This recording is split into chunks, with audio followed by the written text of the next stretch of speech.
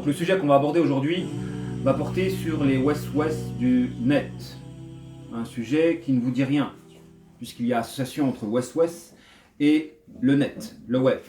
Alors pour commencer à introduire cette thématique-là, on va parler de ce que c'est qu'un West-West. Un West-West, c'est une idée ou une image intrusive qui vise un agissement de votre part. Donc un West-West, c'est une idée ou une image. Donc il faut savoir que le djinn ou le démon ne communique pas forcément moyennant une phrase, sujet, verbe, complément. Il peut communiquer avec vous moyennant une image par laquelle il aspire à transmettre, à véhiculer une volonté. Donc un West-West, c'est une idée ou une image. Bon, parfois, pour certaines personnes, le démon peut s'exprimer classiquement avec sujet, verbe, complément, donc une phrase. Mais très souvent, c'est par l'entremise d'images. Un West-West est une idée ou une image intrusive par laquelle on souhaite de vous un agissement, un mouvement de votre part. Qu'est-ce qu'une suggestion du net? Là, je vous ai expliqué qu'est-ce qu'un West-West. Maintenant, on va parler de la suggestion du net. Alors, une suggestion du net est un phénomène de type publicitaire, agissant sur le subconscient. Alors, il faut savoir qu'est-ce que le subconscient. Le subconscient, c'est l'espace où résident les idées cachées ou refoulées qui agissent indirectement sur le visible, donc sur votre vie. Donc, on a tous un espace en notre être qui s'appelle le subconscient, dans lequel est stocké des idées refoulées, donc qui n'apparaissent pas de prime abord en votre être, mais qui déterminent en tout cas une partie de vos agissements. Donc, il y a des idées cachées que vous ne savez pas qu'elles agissent sur vous. C'est ce qu'on appelle le subconscient. Donc, par exemple, un traumatisme peut stocker en vous des informations qui agiront sur vous indirectement, sans que vous ne faites de relation entre ces idées refoulées qui appartiennent à une période difficile de votre vie et vos agissements actuels. Donc le subconscient, c'est l'espace dans lequel on stocke des informations qui nous dirigent, mais pas directement, indirectement. Donc il faut parfois faire appel à un thérapeute qui va vous aider à extraire ces idées qui appartiennent à votre subconscient, donc qui se sont stockées dans une partie de votre être et qui agissent indirectement. Et c'est parce qu'ils agissent indirectement que ça devient compliqué pour vous de régler un problème. Parce que s'ils agiraient directement, vous concentrerez l'attention sur ces idées-là. Mais comme elles agissent indirectement, elles sont cachées, refoulées, vous avez du mal à déterminer l'origine d'un problème. Donc une suggestion du net. C'est un phénomène de type publicitaire agissant sur le subconscient dont l'objectif est d'orienter la conscience moyennant le processus fameux cookies. Donc en réalité, quand vous surfez sur le web, récemment, le processus cookies s'est installé, à savoir et enregistré vos recherches, vos déplacements à travers la toile. De telle manière que des publicités sont déterminées en fonction de vos recherches.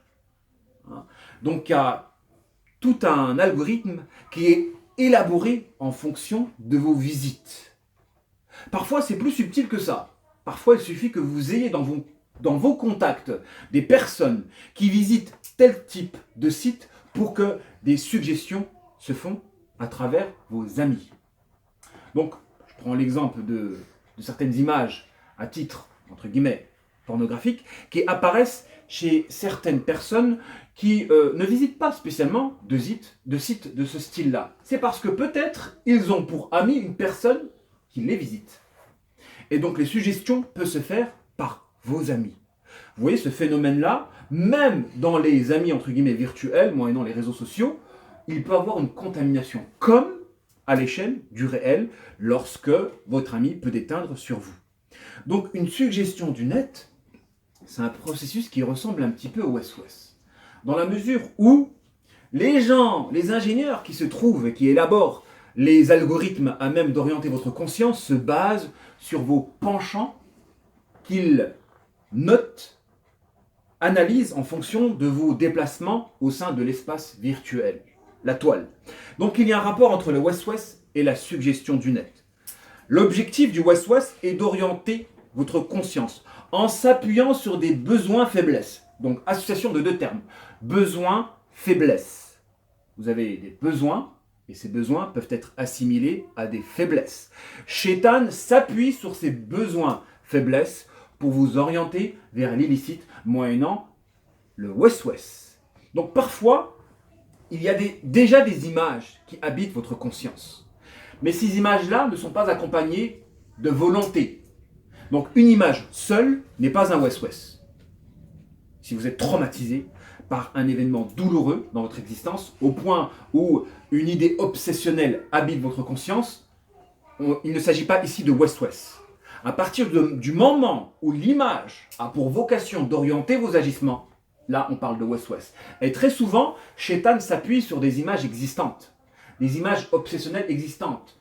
À savoir, soit vous avez été frappé par un traumatisme, un événement choquant, au point où est inscrit en votre conscience, donc dans le subconscient justement, est inscrit un événement douloureux qui peut revenir indirectement, et Shaitan peut s'appuyer sur cela pour pouvoir vous manipuler ou vous orienter. Ou des besoins, faiblesses. Vous avez des faiblesses, vous avez des besoins, et Shaitan peut s'appuyer sur ces besoins, faiblesses, pour pouvoir vous orienter. Vous avez besoin d'argent, et Shaitan peut vous inciter à voler, moyennant ce besoin d'argent, qu'il va essayer de mettre en relief, moyennant une image, ou l'accession facile. Donc dès qu'il y a argumentation, volonté, à même de justifier un agissement, là on parle de west-west. Mais toujours, cela s'appuie soit sur des besoins faiblesses, ou soit sur des événements traumatiques qui ont généré en vous des idées obsessionnelles. Alors il est important de faire la part des choses entre l'image obsessionnelle et le sens que l'on peut extraire de cette dernière. Car la guérison du traumatisme réside dans l'aptitude à ne pas laisser les west-west du diable s'appuyer sur une image obsessionnelle découlant d'un trauma. C'est difficile de soigner un traumatisme. C'est difficile de soigner un traumatisme. Parce qu'il faut aider l'individu à ne pas extraire de la signification négative de cet événement traumatique. Je vous donne un exemple de communication satanique. Je ne sais même pas si ça vaut le coup de citer cet exemple-là. C'est un cas thérapeutique qu'on a eu cette semaine. Donc un frère qui vient nous voir et qui est très malade. Et il y a de la récurrence, visiblement, dans sa maladie, puisque, arrivé à la 4e thérapie, il ne s'en sort toujours pas, jusqu'à ce que l'on décèle la faille, qui était un pacte satanique. Car à partir du moment où vous détestez Allah subhanahu wa ta'ala, vous vous êtes associé avec le démon.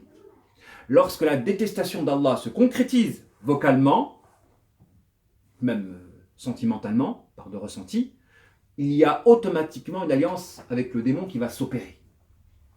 Ce frère-là est venu nous voir et Shaitan a associé en sa conscience une image qui l'a poussé à détester Allah subhanahu wa ta'ala, à savoir qu'Allah subhanahu wa ta'ala faisait quelque chose avec son ex. Cette image-là, Shaitan l'a imprimée dans sa conscience. Et il a une haine contre Allah autant qu'il pourrait avoir une haine vis-à-vis de quelqu'un qui touchera à son ex. Regardez la ruse du diable. Le west-west du diable, qui s'appuie sur une image qu'il a inscrite dans sa conscience. Et regardez la faiblesse de cet individu-là, qui s'est associé avec le démon dans la haine. Peut-être que le démon a moins de haine que lui. Le démon vient, insuffle en lui une image par laquelle il va se dresser contre Allah subhanahu wa ta'ala de telle manière qu'il s'engouffre et l'alliance avec le démon s'opère de la sorte.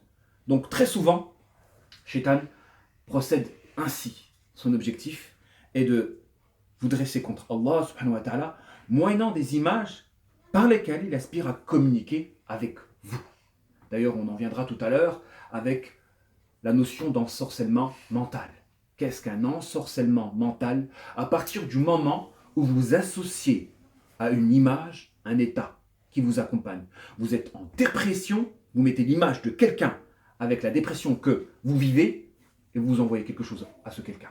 Vous avez la haine, vous associez une image à cette haine et vous envoyez un flux à la personne associée à cette image-là en votre conscience. En fait, si vous focalisez sur un individu au point d'imager cette personne dans votre conscience en la rendant responsable de l'état qui vous accompagne, vous pouvez ensorceler mentalement cet individu-là. Et c'est pourquoi il y a différents types d'ensorcellement mental, en fonction des différents états que l'on peut subir. soit l'amour, soit la haine, soit la tristesse, soit la rancune, soit la culpabilité. Tous ces états-là que vous avez, quand vous l'associez à un individu, ça transmet quelque chose à l'individu là. Ça peut transmettre des maladies, soit des céphalées, des douleurs au crâne, soit de la fatigue chronique, soit de la fibromyalgie, soit de la narcolepsie. Et on n'a pas encore étudié, j'espère qu'on le fera, le rapport qu'il y a entre les états associés aux images et les maladies qui découlent de ces états-là lorsqu'il y a ensorcellement mental. Est-ce que l'on peut établir des règles par lesquelles nous pourrons comprendre le mécanisme qui permettra de saisir ce que la fibromyalgie est, ce que la fatigue chronique est, ce que la narcolepsie est. En fait, ces maladies qui découlent de relations toxiques lorsqu'un individu opère un ensorcellement mental. Est-ce qu'il y a un rapport à établir entre l'état de l'individu qui ensorcelle et la maladie de celui qui réceptionne cet ensorcellement? Il faudrait qu'on fasse une étude là-dessus et qu'on analyse les différents cas pour pouvoir établir des règles définitives.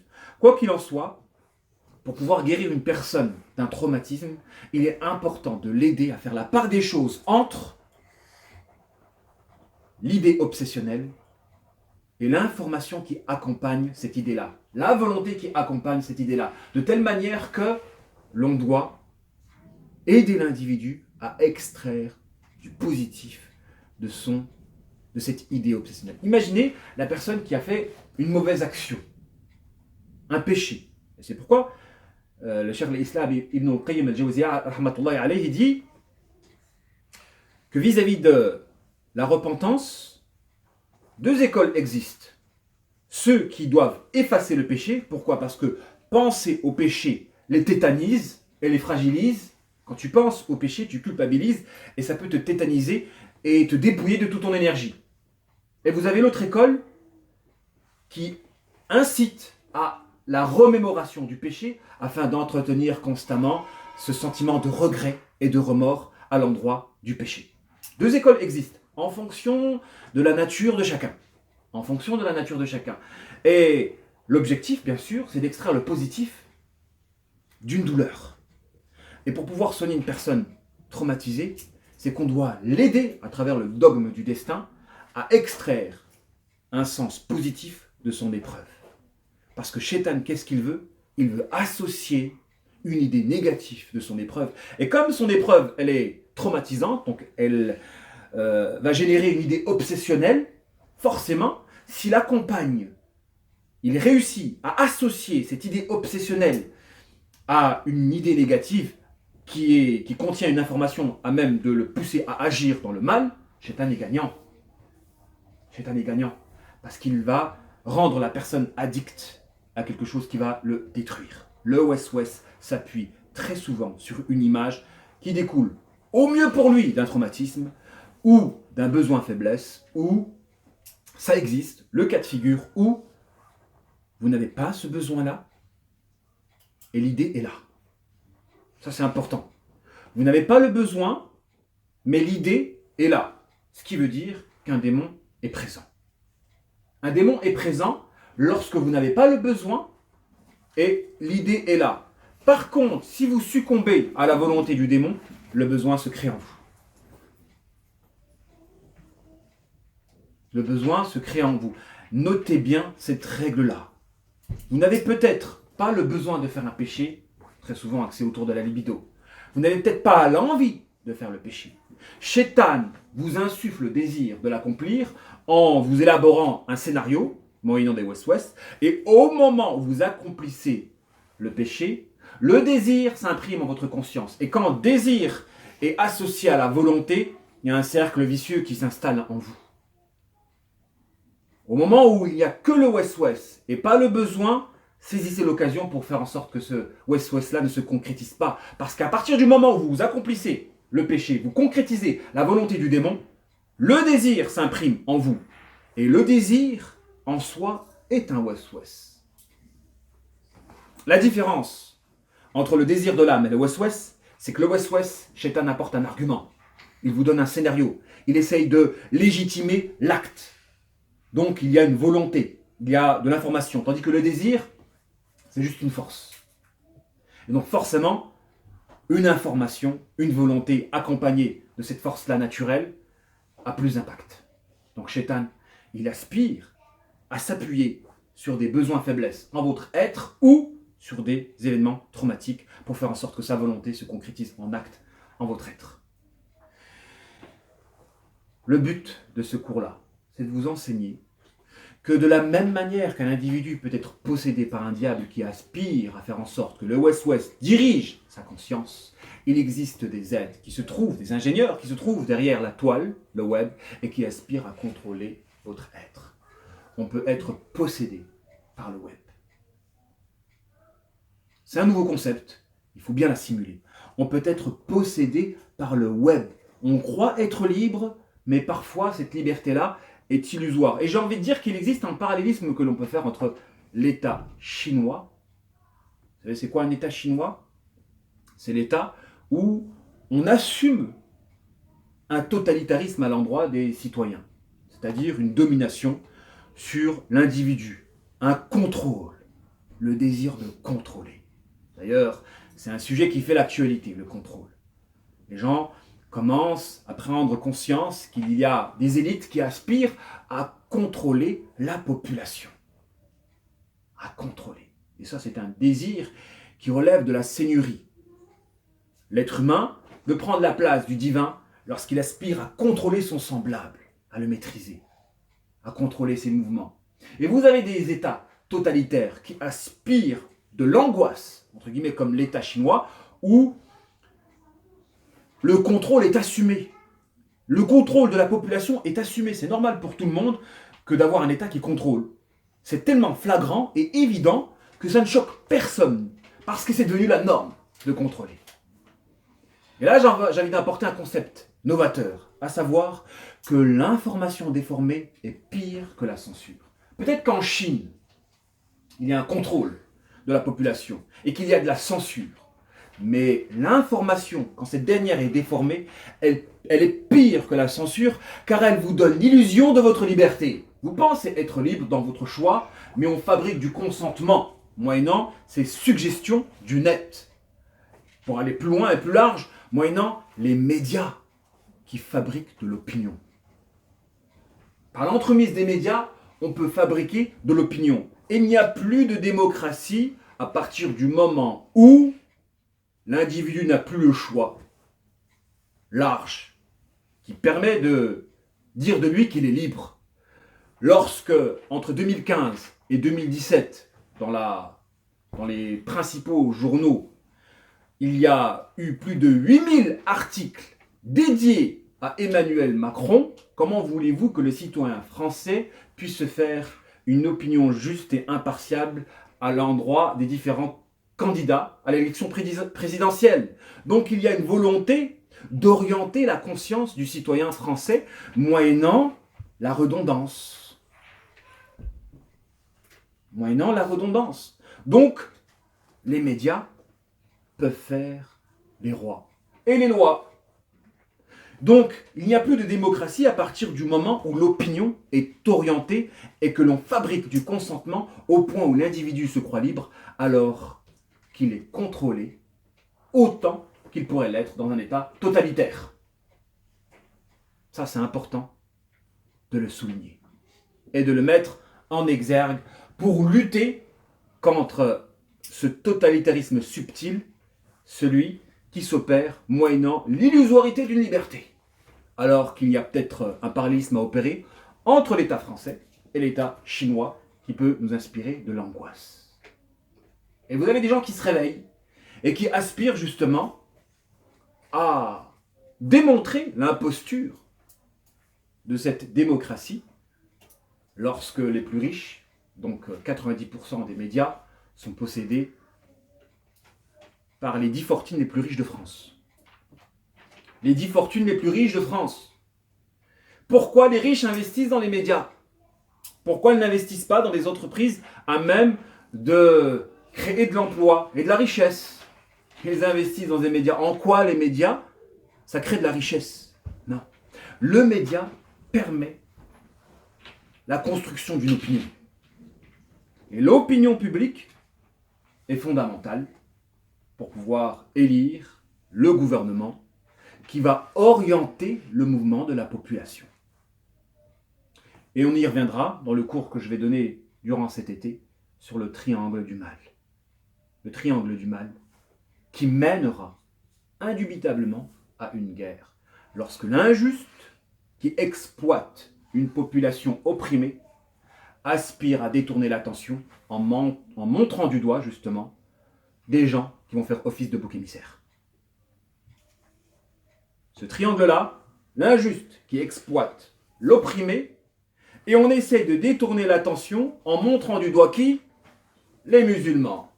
En suscitant perpétuellement la peur de l'islam, pour détourner l'attention vis-à-vis de cette exploitation des riches vis-à-vis de la population pauvre. Hein? On fait des mesures, par exemple, on supprime l'impôt sur la fortune, on met en place le CICE. Donc le CICE, c'est quoi? Pour la compétitivité et l'emploi. Donc c'était quoi le CICE? Bon, j'ai oublié. Hein? Qui est-ce qui connaît le sigle en fait? Crédit d'impôt pour la compétitivité et l'emploi, qui est estimé à plus de 20 milliards d'euros. Ça n'a pas créé d'emploi dans les faits. Et pour amortir cela, qu'est-ce que le gouvernement fait? Il taxe les pauvres en taxant le carburant. Donc les pauvres sont en train de financer l'enrichissement des riches. À un moment donné, ils vont se réveiller. Mais pour éviter qu'ils se réveillent, il faut un bouc émissaire qui va prendre le rôle d'être le malheur de la France. En l'occurrence, les musulmans. Ce sont des constantes. Donc tout ça, en tout cas le but du cours d'aujourd'hui, c'est de vous montrer qu'il y a un rapport entre le West-West à l'échelle individuelle et les suggestions du net par lesquelles les ingénieurs qui se trouvent derrière les réseaux sociaux, derrière les médias, parviennent à fabriquer du consentement en nous. À l'exemple de la publicité, à l'exemple de ces films, à l'exemple du choix d'un candidat pour les élections présidentielles ou autres. On peut être possédé par le web. Et je vous assure que beaucoup de musulmans sont possédés sans qu'ils n'en prennent conscience. L'identité se trouve dans l'agencement des idées. C'est pourquoi Ibn Sirin, rahmatullah alayhi, disait « Méfiez-vous de qui vous prenez votre savoir. Parce que même en vous enseignant un savoir authentique, on peut vous égarer lorsque l'agencement des idées s'opère à travers un référentiel qui n'est pas authentique. On peut vous enseigner le Coran et la Sunna, mais à partir du moment où on ne respecte pas un certain ordre, vous risquez peut-être de vous égarer si vous prenez le savoir d'une personne qui agence les idées à travers un agencement précis, un ordre précis. On a besoin, nous, en tant que musulmans, d'avoir une pensée construite et de ne pas être anarchique à l'endroit de nos idées. Malheureusement, on se fait absorber par le système. Si bien que notre islamité ressemble plus à une mode qu'à un engagement de profondeur.